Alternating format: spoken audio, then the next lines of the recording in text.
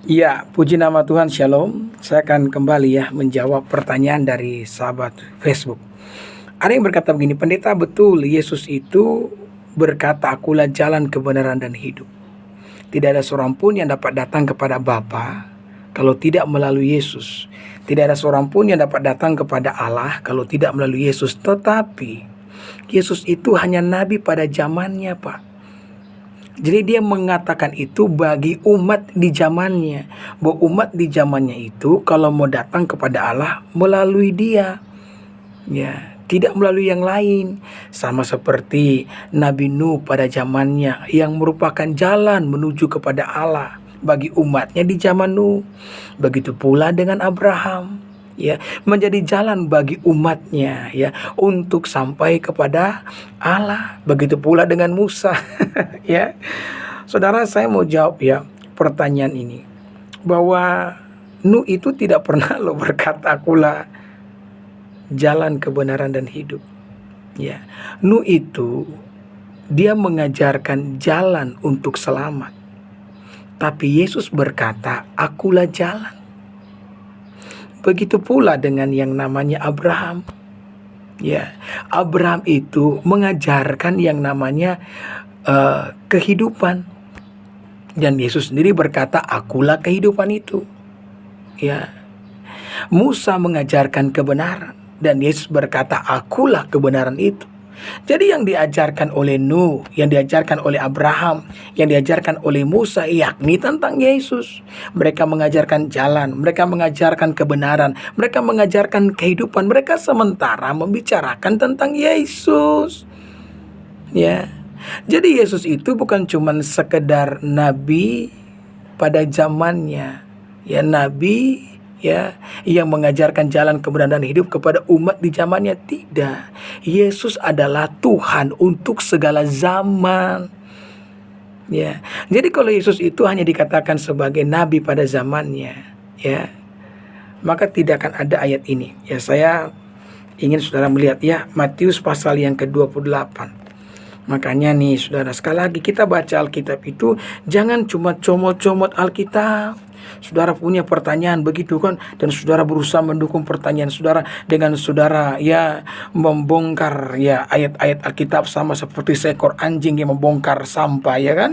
Jangan, baca Alkitab itu secara keseluruhan supaya saudara punya gambar seutuhnya, ya. Matius 28, saya mau bacakan ini ayat 16. Yesus itu bukan hanya untuk umatnya pada zamannya.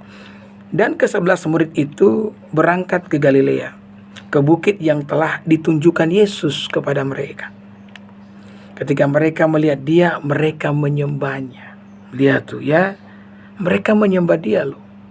Walaupun beberapa di antara mereka ragu-ragu, ya memang begitulah ya. Makanya saya tidak kaget dengan mereka yang meragukan ketuhanan Tuhan. Karena memang ada beberapa murid juga ragu-ragu, ya. Jadi biasalah itu. Ayat 18.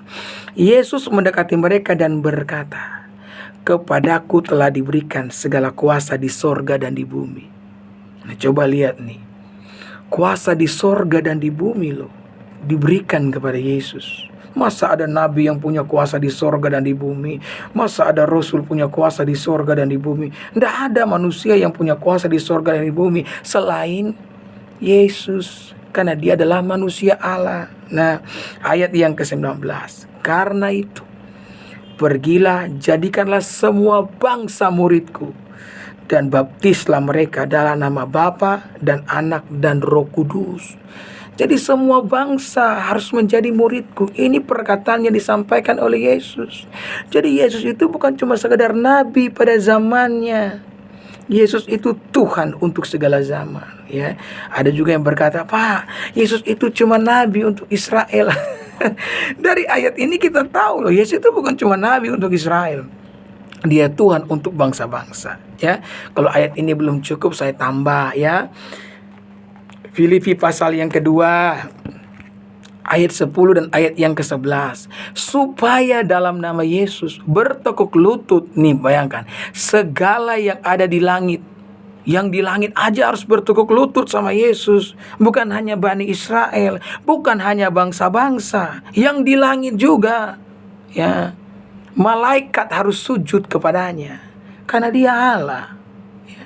Dan yang ada di atas bumi dan yang ada di bawah bumi. Bayangkan, di atas bumi, di bawah bumi semua harus menyembah dia tuh. Harus sujud. Dan segala lidah mengaku Yesus Kristus adalah Tuhan. Ya. Bagi kemuliaan Allah Bapa. Jadi kata Tuhan di sini menggunakan kata kurios.